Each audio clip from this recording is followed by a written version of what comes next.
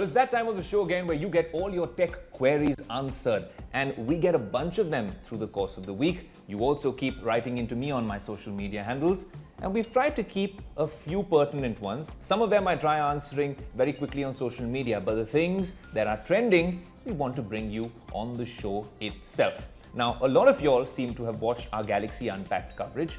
And from there were two big launches. And one big thing you'll see on the Tech Today platform is, of course, our exclusive interaction with Samsung mobile head TM Row. But there's also the Fold and the Flip that we want to talk about. Now, when you talk about the Fold 5, it is a premium, super premium flagship foldable device. But the Fold 4 now is available for a lesser price with many good deals, with a bunch of sales coming up. The first question comes from Shreya, and she asks, should I purchase a Fold 5 or consider the Fold 4? Well, the Fold 4 was a daily driver for us here on Tech Today. Very useful. We've given you all the advantages, the pros and the cons of owning such a device. And the only con that you can think of is that it is expensive. But then if you're investing in an iPhone or a Samsung Galaxy Fold 4, I think it is not an apples to oranges comparison because you're spending around the same money.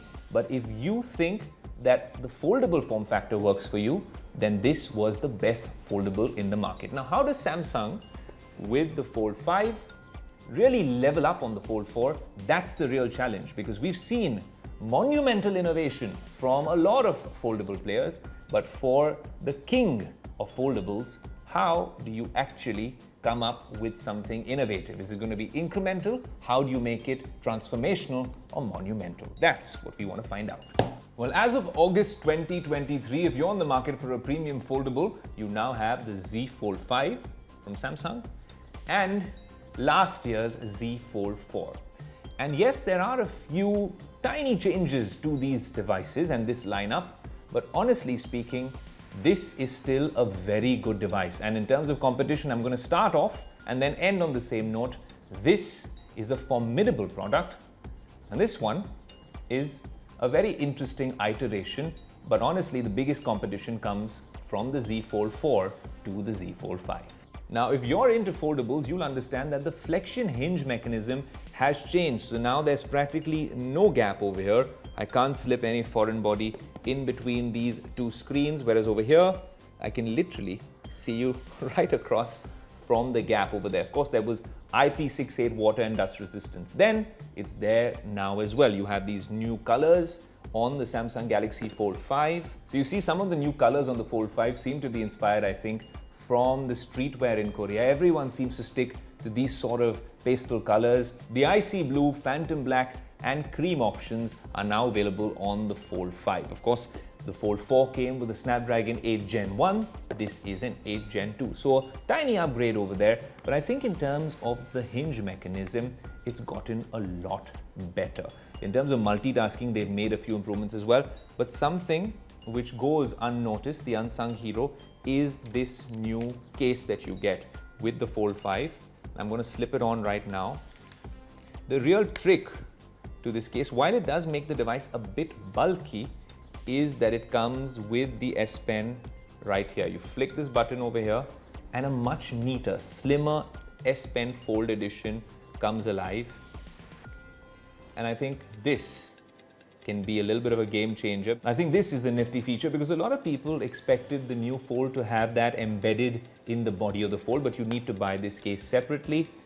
A bit bulkier. One thing that I hoped would have changed across the Fold generation by Samsung would be that the aspect ratio of the external display, because this is a device where you don't really need to open things up to do anything but when you're consuming content. And even if that's something tiny like a YouTube video or maybe an Instagram reel or a short, it's all very possible on this particular screen. But there are foldables now in the market from other players, some of them inexpensive, with a more usable form factor. That said though, this is a pro and a con because this form factor makes it much easier for you to pocket the device and to hold it with one hand. If you want to use it for quick messaging or to scroll on Instagram, this is a better form factor. And then when it opens up, I think that's the beauty of the Fold. Another thing that I would hope would get better is this crease. If this was a lot less visible, I don't know if it is me, it is still pretty much visible, but I'll just very quickly compare it for you with the Fold 4. Look, this has been there for quite some time and we've opened this quite often. I think it has become a little less prominent, but maybe that's just because this is a much newer device. Opening and closing it is a lot more satisfying when you're talking about the Fold 5. In terms of the specs, it comes with a 6.2-inch AMOLED display, a 120Hz display on the cover screen, and then of course it becomes a 7.6-inch AMOLED with a 120Hz on the main display when you open it up. Similar charging capabilities, 4400 mAh like the last year. Wireless charging is still available on the Fold, so if you do have one, I think that is very useful because this is not an adventure seekers sort of device. You're not supposed to take this when you're out camping.